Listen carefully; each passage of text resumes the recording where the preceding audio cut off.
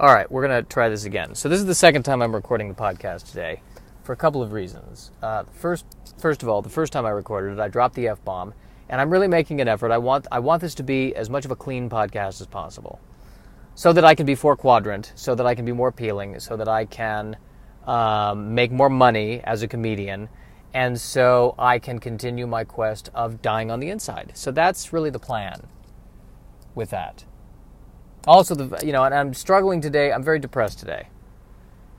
I'm going to go ahead and call it. I think I've been depressed a lot, but what I do to mask the depression is I make myself very busy, and I concern myself with, I get worried and overblow things. So all that is masking the depression. And what is the depression? Well, the depression is because I'm not a successful comedian. That's what I think the depression is. Although the irony is I've become a successful comedian and I'm still depressed. And I have an odd feeling that's going to happen. But still, I would rather be a successful comedian than depressed than a non-successful comedian than depressed. How do I define a successful comedian? How do I define a successful comedian? That's a fantastic question.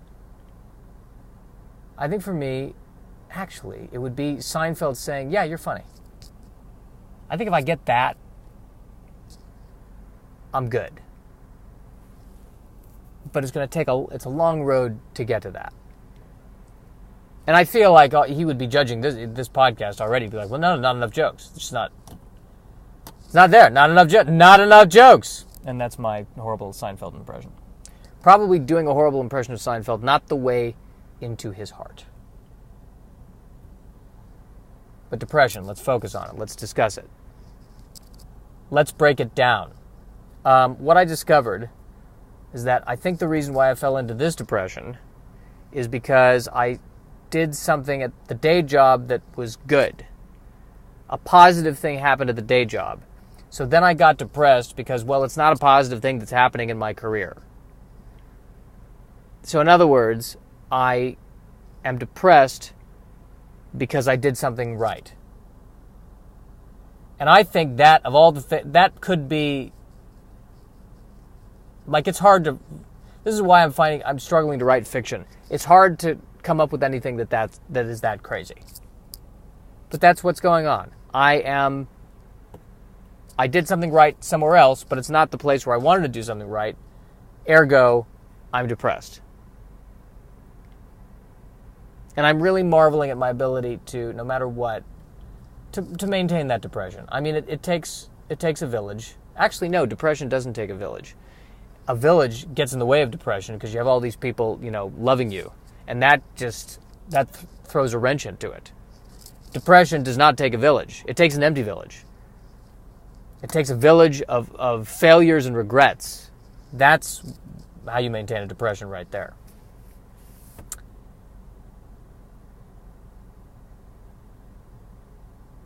So now I'm in this place, right? All right, I got to get out of this depression. What do I do to get out of it? What gets me out of the depression? I don't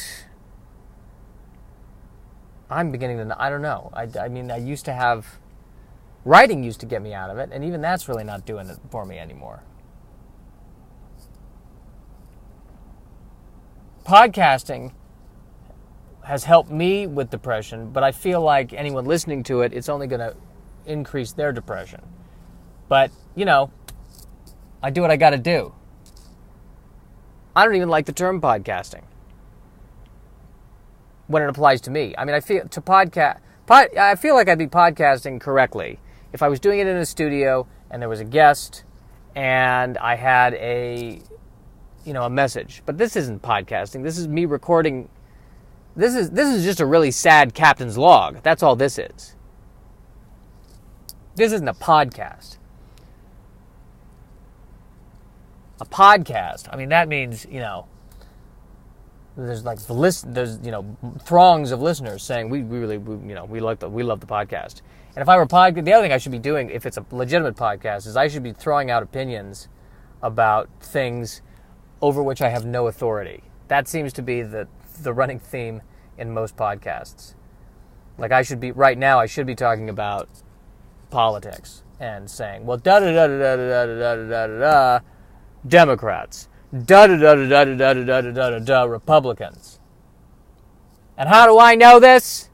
Because I occasionally read CNN.com, doggone it. I don't want to do that. I'd rather continue on the path of narcissism and just focus on me. Because I feel like I'm an expert on that. Even then I'm not an expert. Who would have thought that I would find a way to be depressed when things were going good? I would use things going good to get me into depression. That right there, again, I can't let go about how I'm almost proud of myself, frankly, on that. Truly. Like, that takes a certain kind of... Like, I feel like if I tried to explain that to a Jewish mother, the Jewish mother would say, good for you. That's right. You know what? You are a practicing Jew. You can feel less guilty about not practicing Judaism because you're doing that to yourself. And that, in a way, is practicing Judaism. Good for you, blah, blah, blah.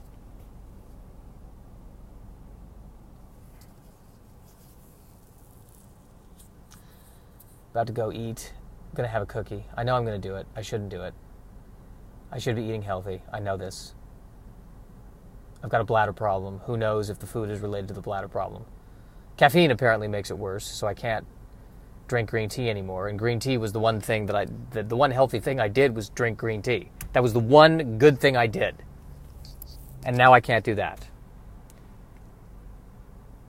Now I have to, I don't know, I have to be happy and eat grass. And that's going to be the only hope. I'm watching all these people walking around with tattoos, and I don't want to get a tattoo because that's not going to help things. A woman's not going to look at me and go, I don't think so. Oh, wait a minute, he's got a tattoo of the Starship Enterprise. Well, clearly, he's DTF. Can I say DTF if I want it to be a clean podcast? Well, I think so. I'll let it go.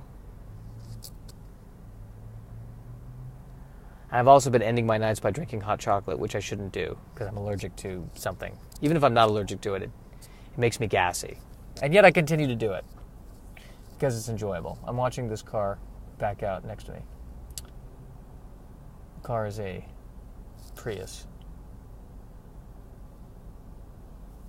A Toyota Prius, which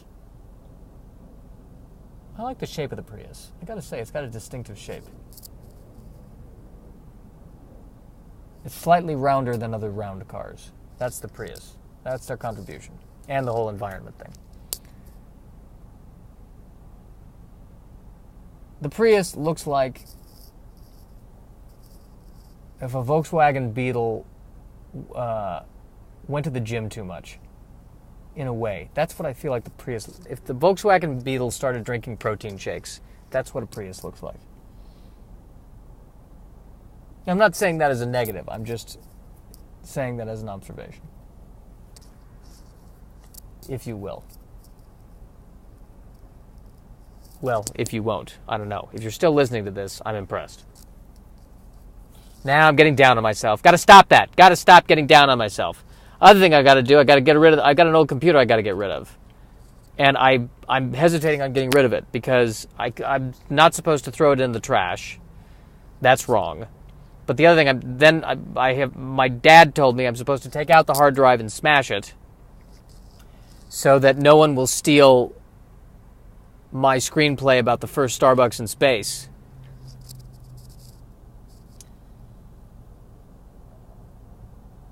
We wouldn't want that to happen. We wouldn't want the Russian hackers to go, I've finally got it. This screenplay about the first Starbucks in space. I finally have it. I'm pretty sure I can get a 3-picture deal with Warner Brothers from this screenplay. Thanks to my hacking abilities, I am now a major Hollywood power player because of this screenplay. That's only 78 pages. And somehow feels like it's 3 hours. And it's just dialogue scene after dialogue scene where every single character in the screenplay is neurotic and commenting on what they are talking about as they are talking about it. It's not even really a screenplay. It's more of a play. I don't think this is worth anything. I think I should not have broken into this person's computer. I think I'm wasting my life now.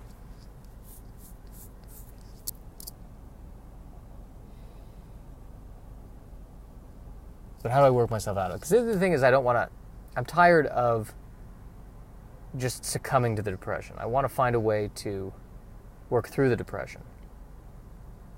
And it used to be, like writing used to really help me.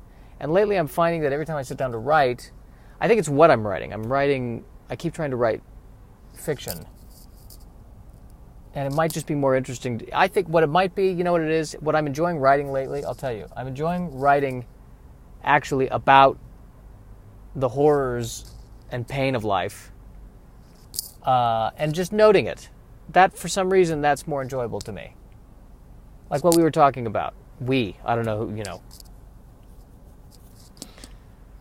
This notion of depression being caused by joy. That, for me, like that should be how they end the Star Wars. Maybe that's the secret of the light side and the dark side in Star Wars, is people get too happy, then there's a dark side.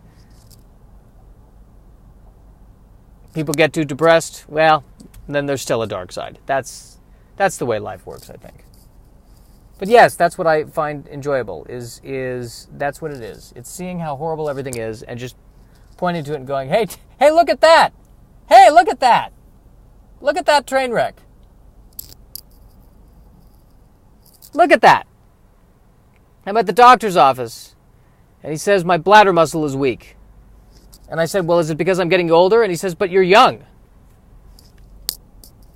And that's when I realized, I don't think this man knows why my bladder muscle is weak. So now I got to get it checked every 6 months.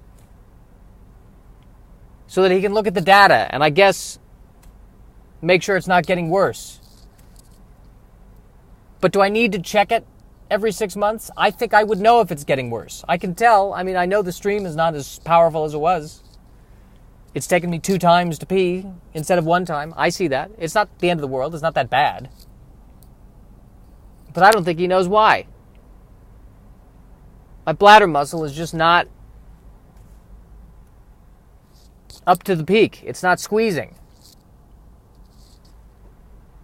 No one knows what's causing it.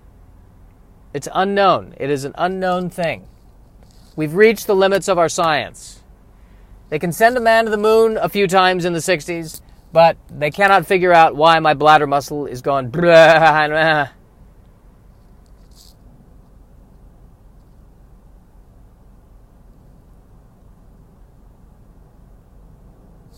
He said, I guess the one thing I could do is he could put in a pacemaker. I don't like that idea. I don't want a bladder pacemaker. That doesn't sound good. You get the wrong electrical shock, you piss yourself. Not a fan of the pacemaker idea. I don't think we're there yet. Probably, with diet and exercise, this would reverse itself. And the depression. Everything is fixed with diet and exercise. That's diet and exercise, diet and exercise, diet and exercise. You know what? Diet and exercise is not going to fix the human condition of pain.